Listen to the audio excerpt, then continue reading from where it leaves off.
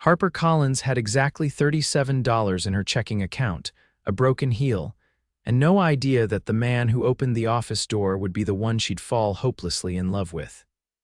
"You're the temp?" he asked, holding the door open but not moving aside. Harper nodded, brushing wind-blown hair from her face. Her coat was soaked from the sudden New York downpour, and the strap of her purse had snapped on the elevator ride up. She looked like a disaster. "Harper Collins, from Crestview Staffing," she said, trying to sound more confident than she felt. "I'm here to fill in for your assistant, Candace." "Candace quit," he said flatly, then stepped aside. "I'm Griffin Carter." She hadn't expected him to be young or tall or stupidly attractive in a sharp navy suit and the kind of watch that probably cost more than her college degree. Harper swallowed. "Nice to meet you, Mr. Carter." He didn't offer a handshake. "Let's see if you last the day." And just like that, her first hour as a temporary secretary to a millionaire CEO had begun. Griffin Carter wasn't just any boss. He owned Carter Development Group, a luxury real estate firm that bought, built, and sold multi-million-dollar properties across the city. He was known in the press for being sharp, fast, and impossible to please. And right now he was glaring at Harper like she'd personally insulted his mother. "Coffee, black, desk cleared by noon. I have a call with the Madrid office at 2. Don't interrupt unless someone's on fire," he said without looking at her again. Harper blinked. "Got it." She took off her coat, revealing the thrifted blouse she'd ironed that morning, and sat behind the sleek glass desk. It was a far cry from her last job answering phones at a dental office in Queens. But rent was due, her resume was thin, and she had no other offers. She'd take whatever this was. By noon, she'd organized his calendar, answered 17 calls, and figured out how to use the espresso machine that looked like it belonged in a science lab. She also managed to overhear 2 executives whispering about how Griffin had fired someone last week for buying the wrong brand of bottled water. So yeah, she kept her head down. At 2, Griffin's Madrid call went 15 minutes over. When he emerged, he looked irritated and exhausted. "Are you good with numbers?" he asked suddenly. I passed algebra," Harper said before she could stop herself. He glanced at her. "Follow me." He led her into a glass conference room with floor-to-ceiling windows and views of the city that made her stomach flip. He sat at the head of the table, tossed a leather folder toward her. Harper opened it. Contracts, property valuations, spreadsheets she couldn't make sense of yet. "I need someone who can keep me organized, flag inconsistencies, and not waste my time."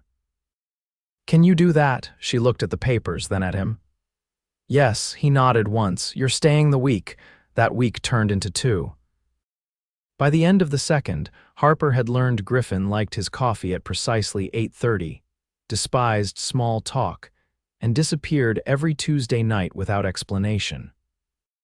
She also knew he could be incredibly sharp one moment, and thoughtful the next, like the time he noticed her shivering in the freezing office and quietly had a space heater placed under her desk the next day. He never mentioned it.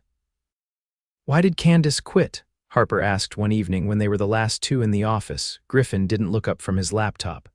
"She didn't like being told when she was wrong." "And you tell people that often?" He glanced at her, eyes tired but amused. "Only when they are," she smiled. "I think you secretly like being challenged." "I think you're dangerously close to saying something smart." That made her laugh. She didn't realize how much she needed to. It was the first time he smiled back. By the 4th week, Harper knew she'd made a fatal mistake. She was falling for her boss. Not just because he was handsome and powerful, but because beneath the suits and sharp edges, she'd seen glimpses of something else. Something real. Like when he leaned on her to navigate a tricky investor meeting, or when he asked how her brother was doing after she mentioned his surgery in passing. He remembered things. He listened. She tried to ignore how her heart sped up whenever he stood too close. Or how she found herself watching the door every morning, waiting for him to walk in. It was stupid. She was temporary. He was a millionaire with a penthouse and a calendar full of power lunches and overseas trips. She was just the fill-in assistant.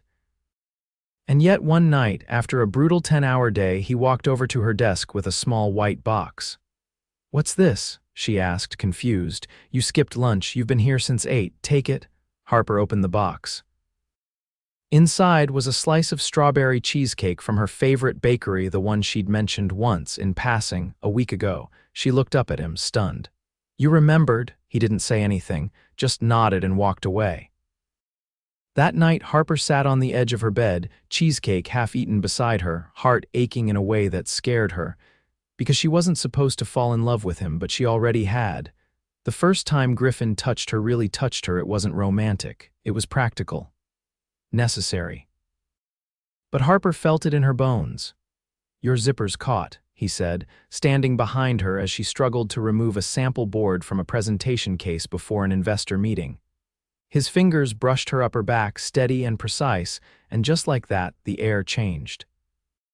She held her breath, her heart thudding against her ribs, but Griffin didn't hesitate. He unhooked the snag, stepped back, and said, "You're good." That was all. But her hands trembled for the next 30 minutes. The meeting went flawlessly because of her. She'd spent 2 nights reworking the proposal deck after noticing a flaw in the numbers. Griffin hadn't said thank you. He'd only nodded once as they exited the boardroom, but the next morning, there was a new tablet on her desk. A sleek, top-of-the-line model with every design app pre-installed. No note, no explanation, she didn't need one. The weeks kept rolling forward. Her original temp contract expired, yet no one brought it up. HR stopped calling. Griffin didn't mention it. She just stayed until one Monday morning when a woman walked into the office like she owned the building. Tall, regal, diamond studs in both ears and a coat that didn't look like it had ever touched a raindrop. She didn't wait to be announced. She breezed past Harper's desk and opened Griffin's door without knocking. Harper stared at the closed door with an unfamiliar tightness in her chest. 20 minutes later, the woman exited with a cool smile and a dismissive glance Harper's way. Griffin followed a moment later. "Cancel my 3 o'clock. "Who was that?" Harper asked before she could stop herself. "Genevieve," he said evenly. "She's an investor, she seems." Comfortable? Griffin's expression didn't change. "We have history." Harper nodded, eyes on her screen. "Of course." That night, she stayed late reworking floor plans at his request. Griffin was in his office, pacing, silent, unreadable. The tension between them had been growing for weeks, but now it felt like a third presence in the room. She finally broke. "Why do you do that?" He turned. "Do what? Keep me at arm's length 1 minute and then make me feel like I matter the next." His gaze held hers, unreadable. "Because you do matter, which is exactly why I'm trying not to cross a line." Harper stood, heart pounding. "Then maybe stop buying me things. Stop remembering things I say and noticing when I miss lunch, and I'm not trying to confuse you." "I'm not confused," she said, her voice breaking slightly. "I'm just not stupid." He walked toward her slowly, stopping with only inches between them. "Do you think this is easy for me?" His voice was low, rough. "I brought you on to fill a position I didn't expect you to." His jaw tensed. "Get under my skin," she swallowed. "Then say it." "I can't." He stepped back. "Not while you work for me." That was the end of it. The next morning he was cold again, distant. She got her assignments via email. Meetings were shorter, conversations clipped. Then Friday came. Harper arrived to find a different receptionist at the front desk, a woman she didn't recognize. "I'm covering today," the woman said brightly. "Are you the junior architect?" Harper blinked. But before she could finish, Griffin's voice cut through the air. "She's not junior to anyone." He stood behind them, coat over his arm, eyes on Harper. "Come with me." They didn't speak until they were in the elevator. "Where are we going?" she asked. "Someplace quiet." She followed him into a black sedan that waited at the curb. The driver nodded and pulled into traffic. Only when they were halfway across the bridge did Harper realize they were headed out of Manhattan. When the car finally stopped, they were in front of a sleek, modern structure perched on a hill. Tall glass panels, concrete angles, and breathtaking views of the Hudson beyond. Harper stepped out slowly. "Where are we?" "A project I finished last year." "No one lives here yet." Griffin unlocked the door and motioned for her to enter. Inside, the space was silent, sunlit, and impossibly beautiful. Open kitchen, stone fireplace, a wide balcony that looked like it touched the clouds. "I come here when I need to think," he said, standing beside her. "Genevieve wants to buy it." I told her no. She turned. Why? His voice was quiet. Because I didn't build it for her. Harper didn't move. She couldn't. Griffin stepped closer. I built it for someone I didn't think I'd meet, someone who wouldn't care about the address or the price tag. Someone who'd see the view and think about what it would feel like to watch the seasons change. She stared at him, breath caught. I want to kiss you, he said, eyes searching hers, but I need to know if that changes everything. Harper's hands were shaking. It already has. He didn't hesitate. He cupped her face and kissed her like she'd been the only thing he'd wanted for years. The kind of kiss that unraveled her piece by piece, slow, deep, and devastating. When they pulled apart, Griffin pressed his forehead to hers. If I'm going to do this, it won't be temporary, she nodded, tears stinging her eyes. I don't want temporary. I'll fix it, he said. The job, the contract, everything. She touched his face, voice barely a whisper. Then let me stay. And just like that, the line they'd danced around for weeks disappeared. But neither of them saw the black car parked at the edge of the hilltop drive, nor the woman inside it, watching. Harper hadn't asked to be taken to the house again, but Griffin brought her there 3 more times in the following 2 weeks. Each visit was quieter than the last, filled with long silences and longer stares, as if he were trying to memorize the shape of something he was afraid to lose. She didn't push, not when he drifted into his thoughts mid-sentence. Not when he stood at the edge of the balcony for entire minutes without speaking. She just stayed close and waited. On a rainy Thursday morning, Harper arrived at the office to find the mood off kilter. The receptionist barely met her eyes. A partner down the hall gave her a tight-lipped nod but didn't stop to chat like usual. When she walked into Griffin's office, he was already standing, coat over his arm, jaw tense. I need you to cancel my meetings, all of them, he said. Are you? I'll be out the rest of the day. Before she could ask anything else, he was gone. The rest of the day dragged. At 4, Harper's desk phone rang. The display read private line. A clipped voice said, Miss Collins, this is Richard Alcott. I'm sure you've heard the name. She hadn't. I'm sorry I don't. I'm Griffin's godfather and a board member. I'd like to speak with you today. He gave her an address before she could protest. A driver was already en route to pick her up. The townhouse was old money, elegant polished mahogany doors, wrought iron lanterns, and a doorman who didn't ask her name before letting her inside. Richard Alcott was waiting in a library that smelled of leather and slow burning cigars. He wore a tailored brown suit and an expression that didn't waver as she entered. I'll make this brief, he said. You're not the first young woman Griffin's gotten close to. You won't be the last. I'm not. Don't insult either of us with denial. You've been seen leaving that house. More than once. Harper's stomach twisted. That's none of your business. It becomes my business when it impacts his judgment. He stood, walking slowly toward her. This company has taken 50 years to build. You've been around for what, 2 months? She said nothing. You don't belong in his world, and you certainly don't belong in his legacy. Griffin can decide that for himself. Richard's eyes narrowed. He may think so, but he's not the only one with influence. Let me be clear, if you care about him, you'll walk away. Quietly, Harper left without another word. That night, she didn't sleep. By morning, she had made up her mind. Griffin wasn't in the office when she arrived. He hadn't answered her call the night before, and this time she didn't wait for him to speak first. She walked into his office, shut the door, and said, I need to talk to you. His eyes were bloodshot, his tie undone. I was going to call. I saw Richard Alcott. His jaw tightened. He had no right. He thinks you're distracted, unfocused. I don't care what he thinks. You should. Because he's not wrong.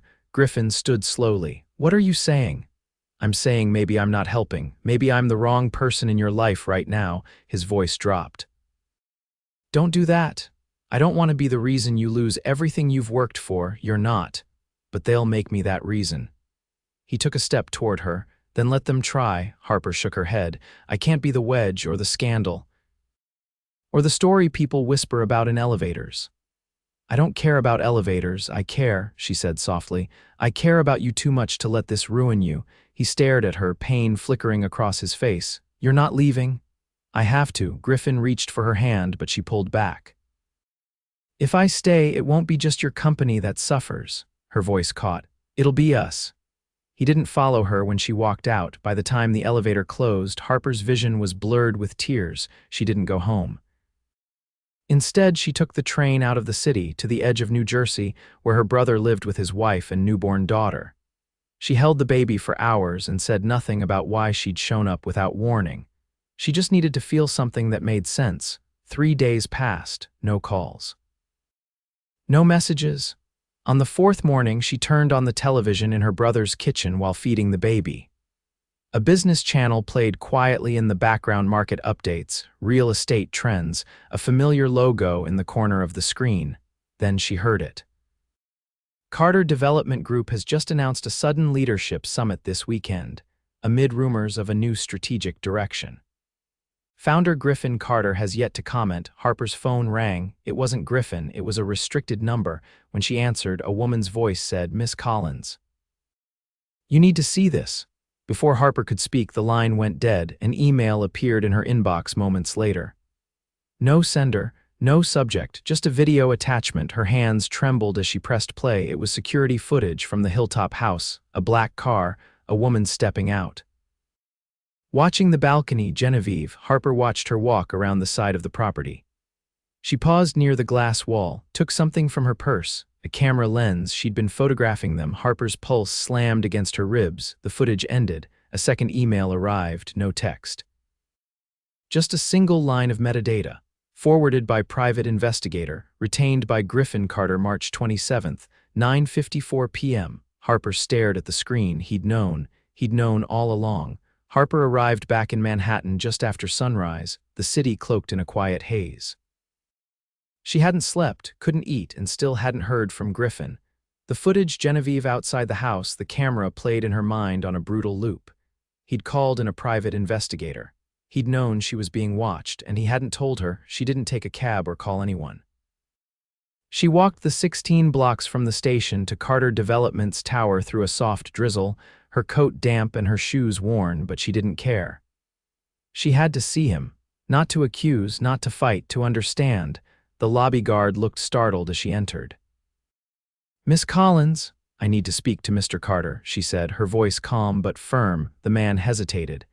"He's not expected until I'll wait." She didn't move from the lobby. For over an hour, she stood near the window, arms folded tightly against her chest. Then, just after 8, Griffin stepped out of the elevator. He stopped when he saw her. His eyes moved over her face, and something cracked in his expression, a flicker of emotion that sent a rush of heat to her throat. "You saw the video," he said. "Yes." He nodded once, then gestured silently toward the elevator. She followed. Neither of them spoke until they reached the top floor. He unlocked his office, but instead of sitting behind the desk, he walked to the window and placed both hands on the glass. "I didn't tell you because I wasn't sure how to protect you without making it worse. The moment I saw her car up there, I knew what she was doing." "Why didn't you confront her?" "I did.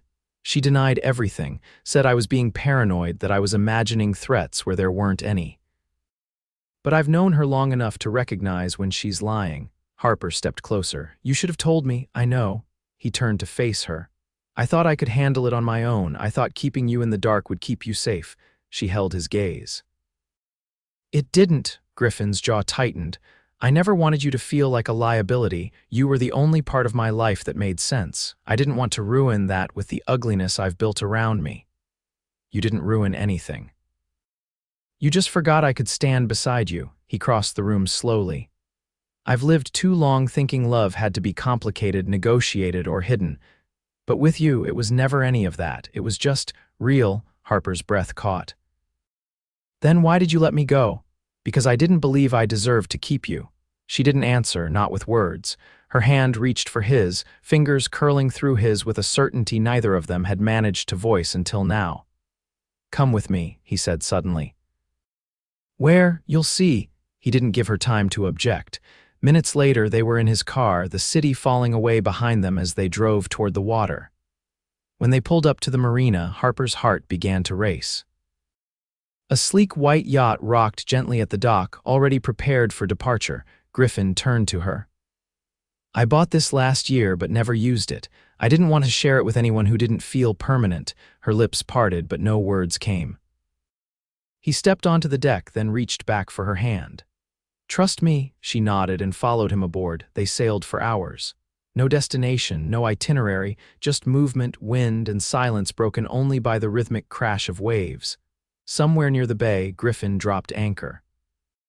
The sun was beginning to lower, casting the water in a soft amber light. "I thought I needed to protect the company more than anything," he said quietly, "but I was wrong. None of this means anything without you." Harper leaned into him, the wind sweeping through her hair. "You don't have to protect me, just choose me." Griffin took something from his pocket, a small box, velvet and dark. "I wasn't going to do this here," he said, voice shaking, "but I've waited long enough." He opened the box, revealing a simple, elegant platinum band set with a single sapphire. "I don't want a title or a contract or a ceremony to prove what I already know. You're mine, and I'm yours forever if you'll let me." Harper stared at the ring, her heart stuttering. "I don't care what anyone says," he continued. "I'll walk away from the company if I have to. I'll build something new, something that doesn't require us to be anything but honest." "You don't have to give up anything," she whispered, tears trailing down her cheeks. "You just have to let me stand beside you." His hand trembled as he slid the ring onto her finger. She kissed him before he could say anything else. It wasn't rushed or desperate this time. It was steady, sure, and completely theirs. When they returned to shore, the sky was dark, but the city lights sparkled like stars. Griffin didn't take her to a hotel or back to the penthouse. He took her home to the hilltop house. This time it wasn't empty. A fire burned in the hearth. Fresh flowers stood on the table. A single suitcase hers waited by the stairs. "I had it sent this morning," he said. "I've been hoping." Harper stepped into the space, now warm and lived in. "You remembered everything?" "I never forgot." She turned to him with a soft smile. "Then let's stay." Not just for the night, for good. Harper stood barefoot on the heated stone floor of the hilltop house's master bathroom, staring at her reflection. Her hair was damp from the shower, her skin still flushed with warmth, and for the first time in years, she didn't feel like she was running. Not from overdue bills, not from uncertainty, and certainly not from herself. Behind her, the bedroom was quiet except for the distant crackle of the fire. Griffin had gone downstairs to take a call, something about dissolving a silent partnership with one of the board members who had sided with Genevieve. He hadn't told her the finer details, only that it was handled. She stepped into the bedroom, wrapping a soft robe around herself. On the bed sat a folded envelope with her name on it, resting on top of a leather-bound folder. Harper opened it slowly, her heart already racing. Inside was a contract, not a corporate one, but a deed. The hilltop house was now in both their names. She heard his footsteps approaching and turned as Griffin re-entered the room, his tie loosened and hair damp from the mist outside. "You didn't have to do that," she said, holding up the folder. "I did," Griffin replied, resting his hands on her shoulders. "Because I don't want this to be something I built for you. I want it to be something we choose together." "I already chose it. I chose you." He leaned down, brushing a kiss against her temple. "I know. But I want to make sure you always have more than words." That night, they made dinner together for the first time. Harper burned the garlic, and Griffin nearly sliced his thumb open trying to pit an avocado, but it was the best meal either of them had ever tasted. Not because of the food, because of the laughter, the shared glances, the ridiculous way he looked at her like she was the only thing grounding him to the earth. Later, they sat curled on the couch under a blanket, her head on his chest while he traced lazy circles along her arm. "I never asked," she murmured. "Why did you start building this house in the first place?" "I needed a place outside of the city, somewhere that wasn't built for clients or press or investors, something untouched by all of that. And now it's ours," he said quietly.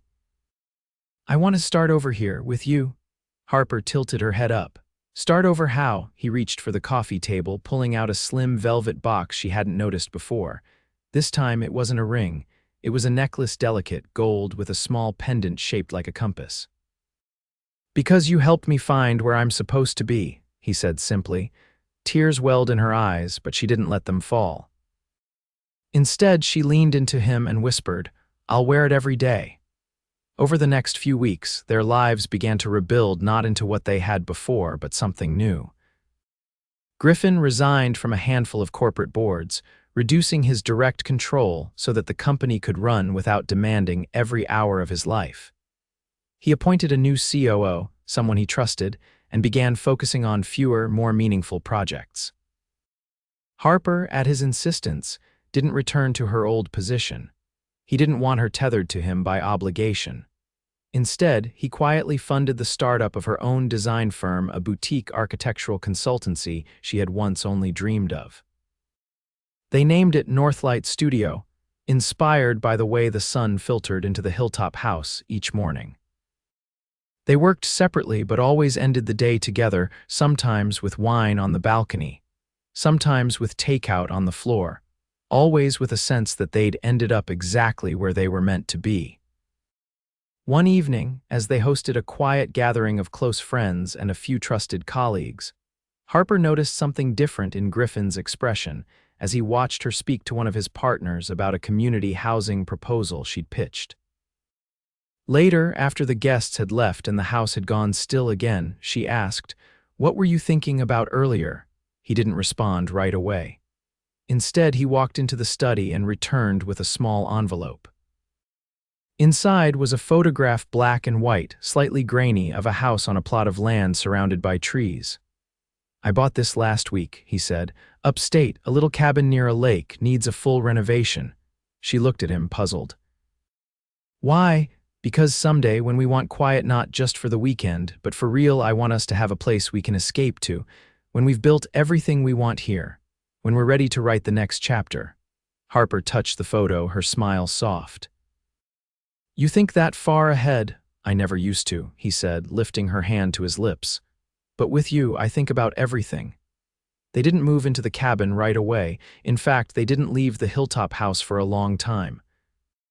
It became the heart of their life together, the place where they celebrated Harper's first major design award, where Griffin finally let go of the guilt he'd carried for years about choosing ambition over happiness, and where they exchanged vows on a spring afternoon beneath a canopy of cherry blossoms planted just for the occasion. There were no corporate guests, no media crews. Just Harper, Griffin, a handful of people who mattered, and the sound of wind moving through the trees.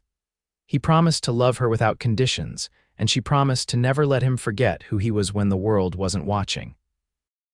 Years later, Harper stood barefoot on that same stone floor, her hair streaked with sunlight, her heart full. Griffin was downstairs, chasing after their toddler son, whose laugh echoed through the open windows. She glanced at the necklace still resting at her collarbone, the compass worn but shining. She had found everything she never thought she could have, not a title, not a fairy tale, but a life, a real, beautiful, forever kind of love.